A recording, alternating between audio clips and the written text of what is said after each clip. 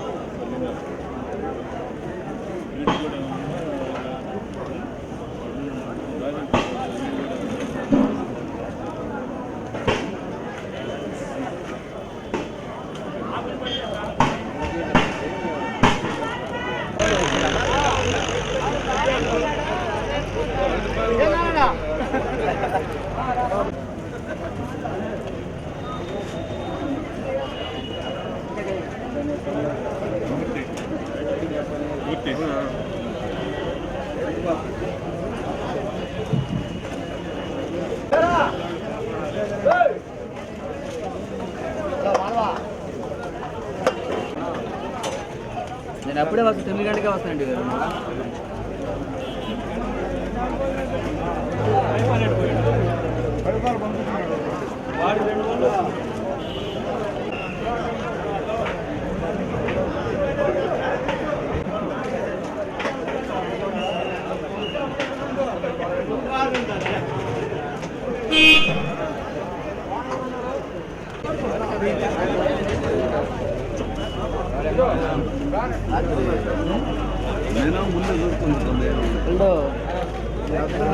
చేసుకొని మూడోసారి కూడా జిల్లాలోని పాల కేంద్రం అధ్యక్షులందరూ కూడా నవంబర్ 1వ తేదీ నాటికి పూర్తిగా దీని అప్పులు మొత్తం చేరటం జరిగింది. ఆ తర్వాత ఈరోజు 1,58,00,000 ఆదాయాలతోటి అఫిషియల్ అకౌంట్స్ జనరల్ బాడీలో బ్యాలెన్స్ షీట్లో అప్రూవ్ చేసుకోవడం జరిగింది. అదేవిధంగా ఈ 6 నెలలు మార్చి తర్వాత మళ్ళీ 6 నెలలు, 9వ నెల అంటే 6 నెలలు పూర్తిగా వస్తుంది. రేపు జనవరిలో రైతులందరికీ బోనస్ పెంచే విధంగా, అదేవిధంగా మా కార్మికులు, ఉద్యోగస్తులు, డైరీ ఎంప్లాయీస్ అందరికి కూడా బోనస్ ఇచ్చేదానికి చర్యలు తీసుకున్నదానికి జనరల్ బాడీలో తీర్మానించుకోవడం జరిగింది. 20 సంవత్సరాల తర్వాత ప్రకాశం జిల్లాలో ఈ డైరీ వ్యవస్థలో సువర్ణాక్షరాలతో లిఖించబడే రోజు ఇది. ఎందుకంటే రైతులకు బోనస్ ఇవ్వటం కానీ, అదేవిధంగా ఎంప్లాయీస్కి బోనస్ ఇవ్వటం కానీ తీర్మానం చేసుకోవటం జరిగింది. ఇది మా పిరుల్లో జరగటం అనేది ఈ జిల్లా పాల కేంద్రం ఉండే పాల రైతులందరూ, అదేవిధంగా మా యొక్క అదృష్టంగా మేము భావిస్తున్నాం.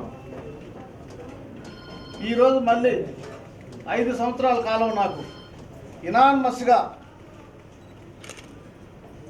నన్ను ఎన్నుకున్నందుకు, అదేవిధంగా మా బోర్డు డైరెక్టర్లందరూ కూడా ఏకగ్రీవంగా ఎన్నుకోవడం జరిగింది.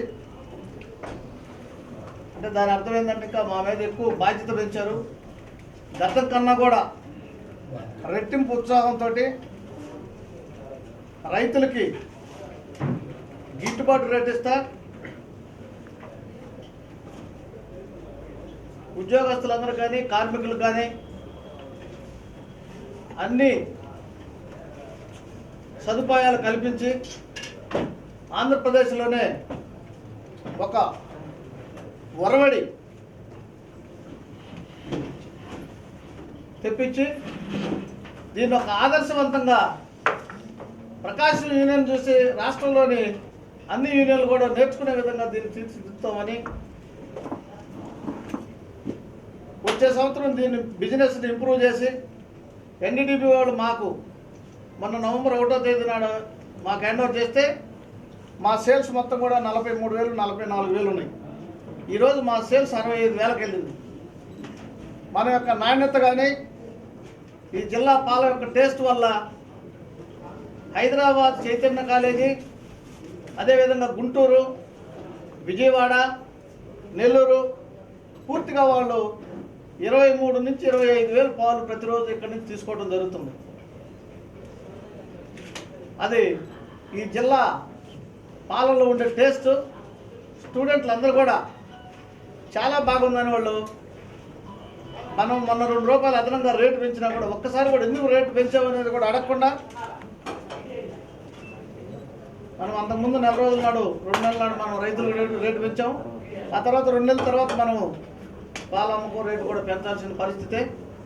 దాంట్లో భాగంగా రేటు పెంచితే ఎందుకు పెంచారు అనేది కూడా అడగకుండా లెటర్ కూడా ఇవ్వకుండా వాళ్ళు అదే రేటుకి పాలు తీసుకోవడం అంటే వీటి యొక్క నాణ్యత మీరు గమనించాలి. నాణ్యత అంటే ఇదేదో మనమేమో తయారు చేసిన అనేది కాదు, కానీ ఈ జిల్లా యొక్క ఆస్తి అది. భారతదేశంలో ఎక్కడ కూడా ఇంత ఫ్యాట్ వచ్చే పాలు కానీ ఇంత రుచికరంగా ఉండే పాలు కానీ మీరు ఎవరైనా టెస్ట్ చేయండి, మీ అందరికీ తెలుసు. ఇది దాదాపు పాడి పరిశ్రమకు